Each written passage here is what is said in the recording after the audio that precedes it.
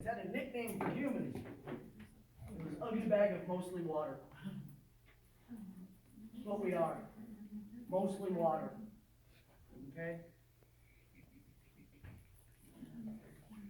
We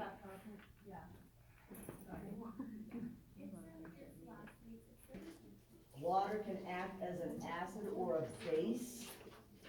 It flushes all the waste from our body, and it is the basis for blood, lymph, and serous fluid. I'm not going to drill you on the fact that, yeah, 60% of your body's water. 2/3 of it is body fluid. We have it intracellularly, extracellularly, in our muscles. All right, you've got to have water. Can I teach you guys the 2-2-2 rule? 2 minutes without oxygen, you're dead. 2 days without water, you're dead. 2 weeks without food, you're dead. You've got to have water.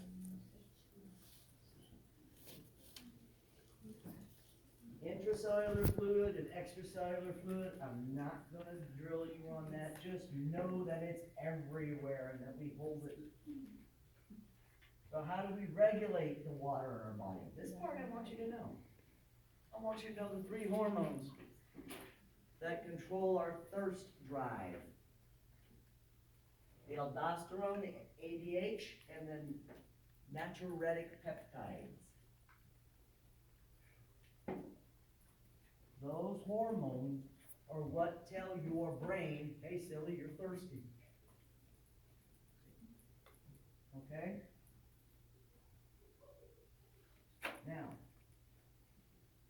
every chemical reaction in your body happens biochemically. There's electrical charges. Okay? Your electrolytes have electrical charges. That's how our muscles talk.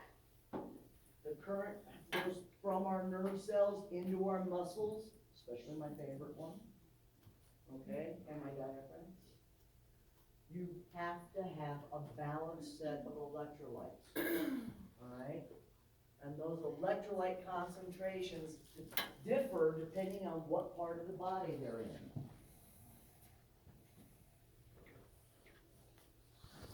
Hydrostatic and osmotic pressure, if you really want to get into the deep biology of it, that's how we move everything.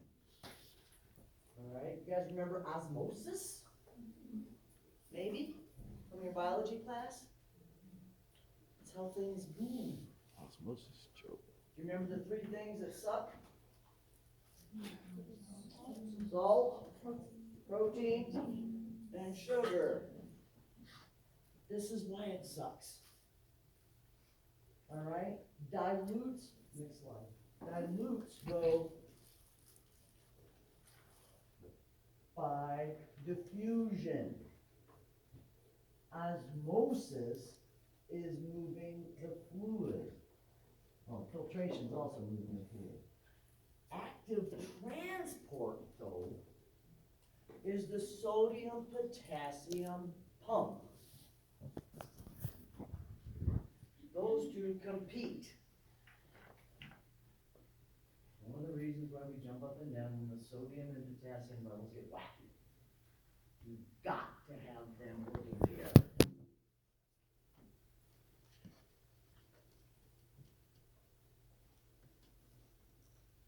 Healthy people gain fluids by drinking and eating if we're lucky, right? How do we know what's the number 1 guaranteed way for me to know if a patient's retaining too much fluid? Weight gain. Weight gain. The best, most reliable way for me to know if a patient is retaining water is weight gain. That's why I used to want to smack my techs at my first hospital. I didn't want to wake them up. Shut the hell up. They're here for a cardiac issue. Or they're here for a renal issue. And nowadays, ladies and gentlemen, the beds do it on their own. Push a button, it'll tell you their weight. You don't even have to wake them up now. gotta do is before you put them in the bed, you put the blankets on the bed, you put the pillows on the bed, you zero it out. Then you put them in the bed, you gotta wait. You just go in every morning, push a button, and tell you to wait. If we're lucky, eyes and nose are equal. All right. What is, forget that for a second. What's normal urinary output for a healthy patient? What? 30. Thank God somebody in this group knew it. Yesterday morning didn't. They looked at me like, what? 30 mils per hour is the normal urinary output for a healthy patient. So if I'm working with a patient for 12 hours, and I go look at his Foley, and he has about 250 of dark concentrated urine, do I got a problem? Yes, absolutely. All right. Urine output is directly related to perfusion. Okay? Your kidneys are jealous, selfish bitches. They want that blood flow to go by at a certain volume and a certain rate so they can do their job. If my heart gets tired and it doesn't want to do that, the easiest way for me to spot it besides changing LOC is kidney output. Urine output will go down. Okay?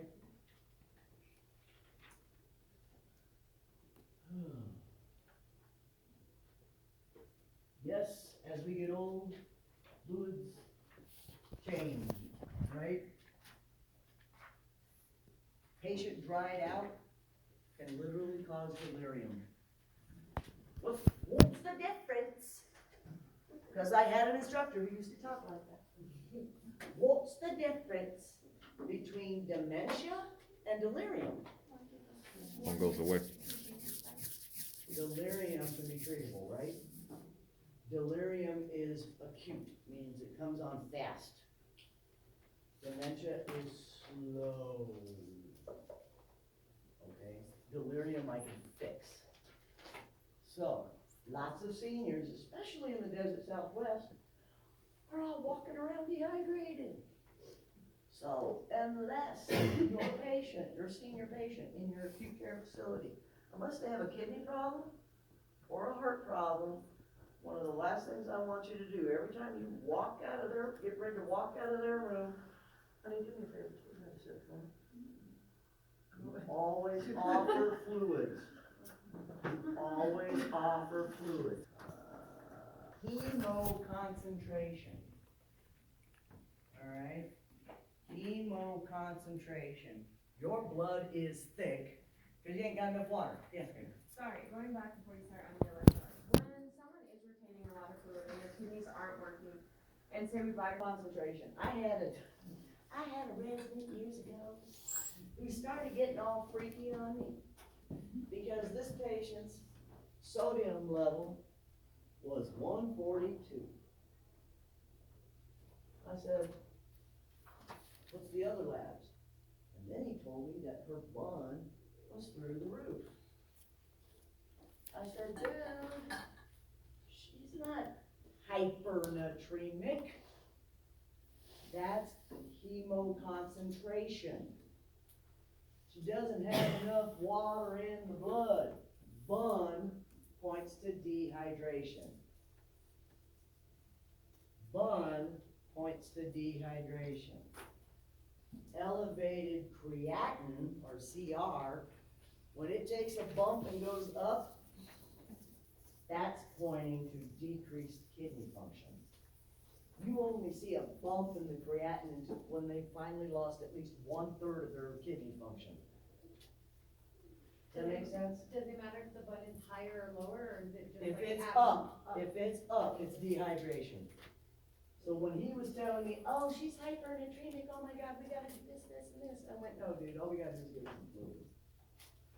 She's dehydrated. As soon as we put some D5 down, she started pulling in the water back into her vasculature. Sodium level came right down, right where it was supposed to be. So, if you are too dry, you're gonna have increased electrolytes, increased hematocrit, increased blood, alright? And the alternative is the same. If I'm in fluid overload, I've got too much fluid in my pipes, all your labs are gonna go fly them out. The labs will correct themselves. Does that make sense?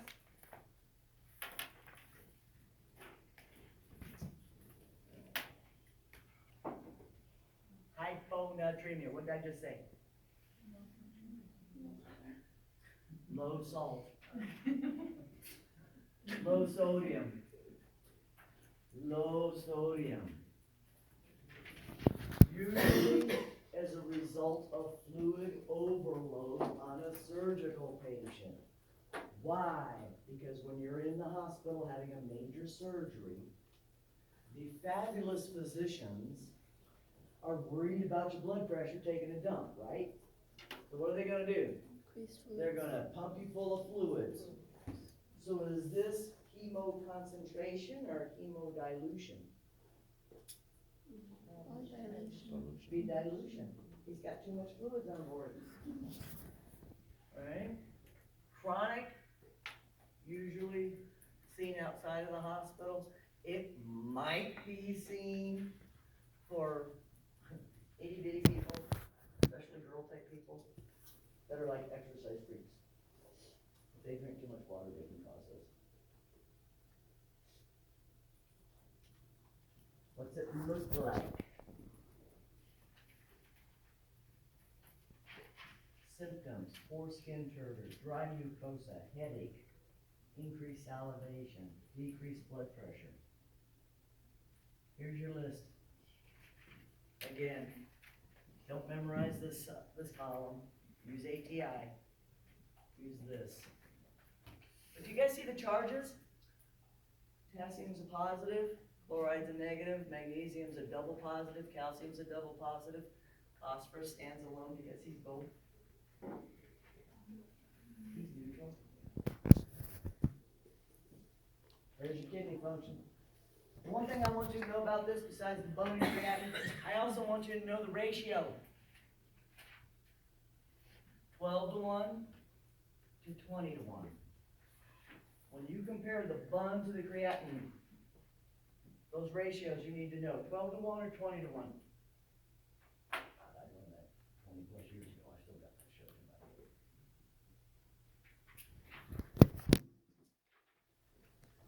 Potassium. What did I teach you about potassium? Too much will kill you.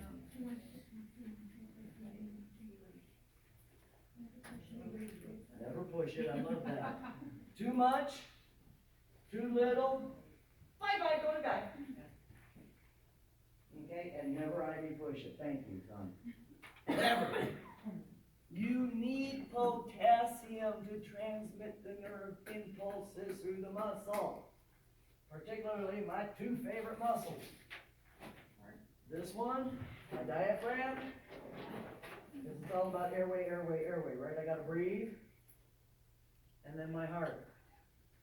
And you're absolutely right. Hyperkalemia peaked T waves. Okay? You need it for nerve impulses, cardiac contraction, skeletal contraction. It activates lots of enzymes.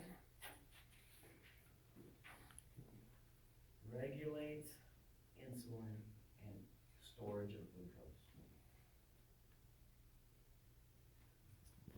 That's why we're is hyperkalemic. I am going to give them an insulin drip to shove the potassium out of the bloodstream into the cells. What kind of insulin can I use? Regular. Good job, guys. Causes. Impaired renal function. Rapid administration of potassium. For the love of everything holy, you better put that potassium on a pump. 2 nurses and on a pump, just like blood. Okay, and heparin. Different medications will also cause it. What's it gonna look like? You're gonna see cardiac changes. Well, my x-ray glasses don't work, so what do I need to do? You telemonitor our 12 lead. Exactly right, good job. You better put them on a heart monitor. You're gonna see muscle weakness, paresthesia. What's paresthesia mean?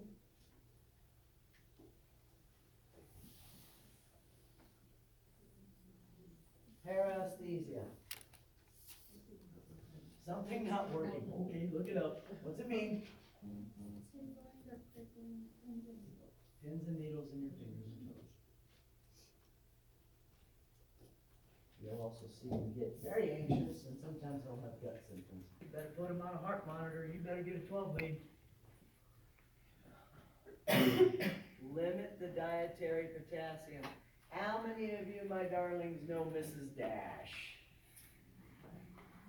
Y'all know how to poop them out? Poop it out? That's how we spell it. K-exalate.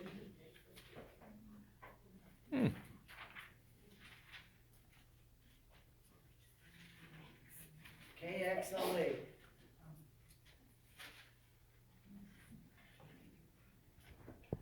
Emergicare, I'm gonna give you some IV calcium gluconate. I'm gonna give you some IV insulin and hypertonic dextrose.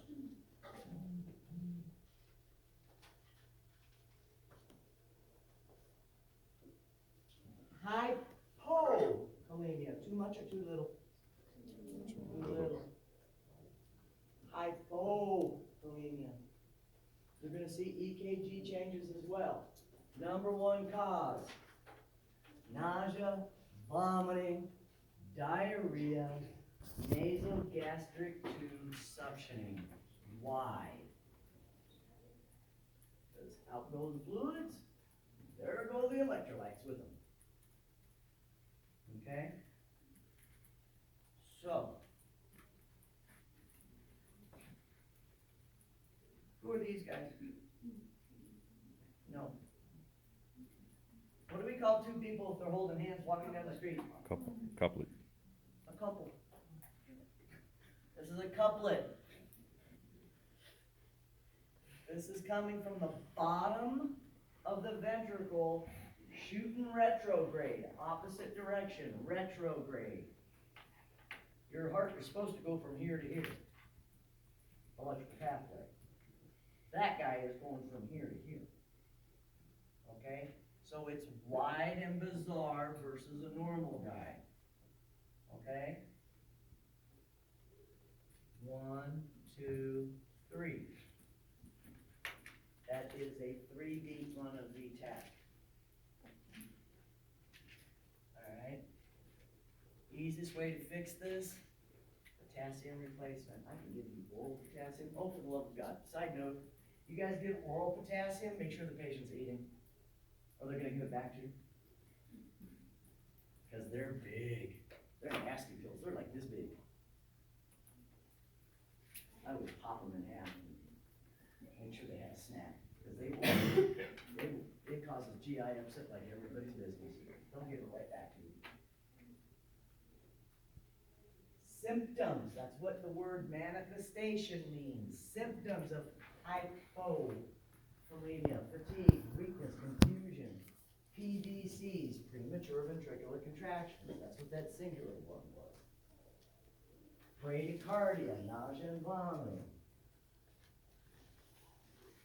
Here's another picture of it. What am I showing you? Shallow respirations, irritability, confusion, drowsiness, weakness, fatigue, arrhythmias, which means irregular rate, tachycardia, lethargy. Do you like the gut? Wake me up when it's over.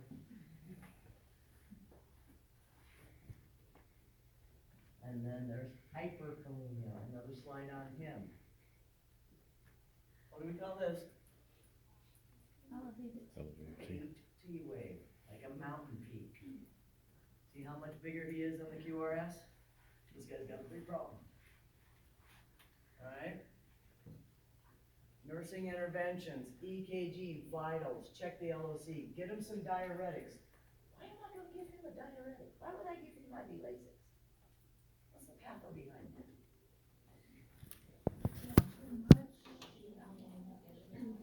Dry well.